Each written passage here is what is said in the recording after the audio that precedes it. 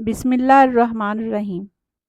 ابو ہریرہ رضی اللہ تعالیٰ عنہ تو رسول اللہ صلی اللہ علیہ وآلہ وسلم کی احادیث بہت زیادہ بیان کرتے ہیں، اور یہ بھی کہتے ہیں کہ مہاجرین و انصار ابو ہریرہ رضی اللہ تعالیٰ عنہ کی طرح کیوں حدیث بیان نہیں کرتے۔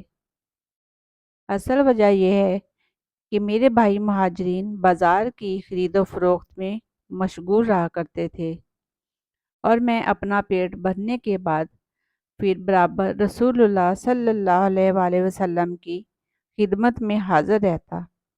اس لیے جب یہ بھائی غیر حاضر ہوتے تو میں اس وقت بھی حاضر رہتا، اور میں وہ باتیں آپ سے سن کر یاد کر لیتا جسے ان حضرات کو اپنے کاروبار کی مشغولیت کی وجہ سے یا تو سننے کا موقع نہیں ملتا تھا یا وہ بھول جایا کرتے تھے۔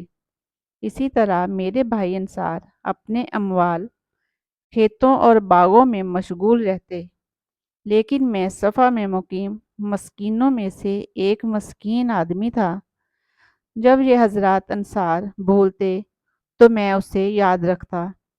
ایک مرتبہ رسول کریم صلی اللہ علیہ وآلہ وسلم نے ایک حدیث بیان کرتے ہوئے فرمایا تھا کہ جو کوئی اپنا کپڑا پھیلائے اور اس وقت تک پھیلائے رکھے جب تک اپنی یہ گفتگو پوری نہ کر لوں، پھر جب میری گفتگو پوری ہو جائے تو اس کپڑے کو سمیٹ لے، تو وہ میری باتوں کو اپنے دل و دماغ میں ہمیشہ یاد رکھے گا۔